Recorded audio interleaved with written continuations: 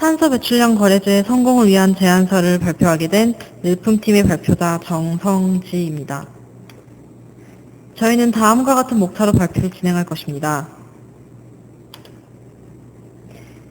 먼저 지구온난화. 지구온난화에 대한 현상은 지역적으로 나타나고 있어서 국제적인 문제이나 이것을 해결하기 위해서는 국제적인 협력이 필요한 국지적이나 국제적이어야 하는 문제입니다. 이것을 해결하기 위한 방안으로 떠오른 것이 탄소 배출 거래제입니다. 탄소 배출 거래제는 다음 보시는 그림으로 도식화시킬 수 있는데 이것은 교토의정서 17조를 도식화한 그림입니다.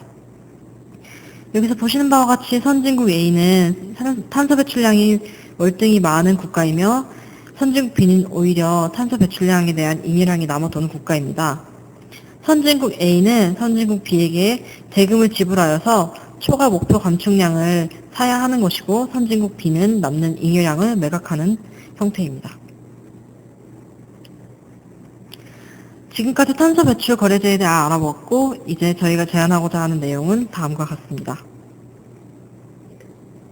첫 번째로는 지역 단위의 제도를 도입해야 한다는 점입니다. 국가에서 탄소 배출량을 정했을 때 이것을 지역별로 미루어 그 실효성을 잃지 않게 하기 위해서는 국가에서 정한 탄소 배출량을 시도별로 분배해야 합니다. 그래서 이것을 잘 지키고 지키지 못한 지역에 페널티와 인센티브를 부여하거나 지역별로 초과량과 잉여량을 거래해야 합니다. 두 번째로는 중소기업의 지원이 필요하다는 점입니다.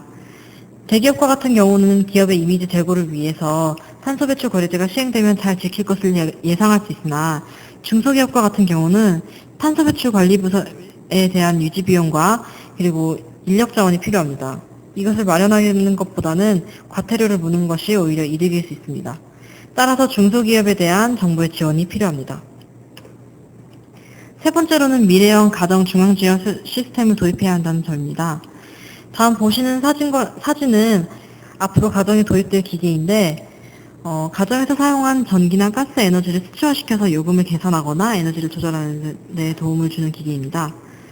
여기에 탄소 배출 수치를 가정에서 잴 수 있도록 도입을 시킨다면 배출량을 지킨 가정에 인센티브를 제공하거나 세금 감면 혜택을 줄 수 있습니다. 마지막으로는 일반인들에게 홍보가 필요하다는 점입니다. 이것은 학생과 사회인으로 나누어서 홍보 수단을 구분할 수 있는데 학생에게는 다양한 공모전을 실시할 수 있다는 점입니다. 학생의 개성에 맞춰서 여러 가지 공모전을 실시하고 또 스쿨뱅킹 체험과 같이 매달 가정에서 사용한 탄소 배출량을 적어오도록 하는 체험 활동을 실시하거나 탄소 배출 거래제에 대한 시사 프로그램을 만들어 가정이나 학교에서 시청을 지도하는 것 등을 예를 들 수 있습니다. 사회인과 같은 경우는 뉴스나 인터넷으로 이슈화시키거나 SNS를 통해서 탄소 배출 거래제의 내용을 배포하고 또는 탄소 배출 거래제에 대한 일자리를 창출시켜서 관심을 유도시키거나 탄소 배출 거래권을 아예 주식으로 만들어서 투자를 할 수 있도록 만들어야 합니다. 지금까지는 저희의 제안 내용이었고 이제 결론을 발표하도록 하겠습니다. 현재 일본은 자국의 산업에 방해가 된다는 명목으로 탄소 배출 거래제를 유보하고 있고 중국은 역사적 책임을 근거로 해서 선진국의 지원을 요청하고 있습니다.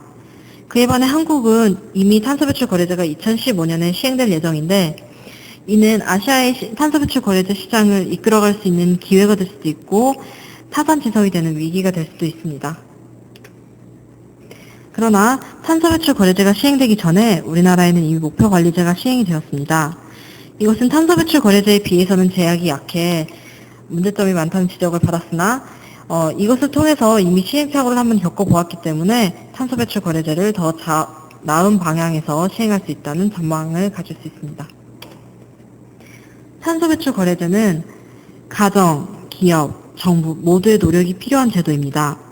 따라서 나 하나쯤이야 라는 생각보다는 나 하나라도 잘 해야 한다는 생각을 가져야 한다는 점을 당부하면서 이 발표를 마치도록 하겠습니다.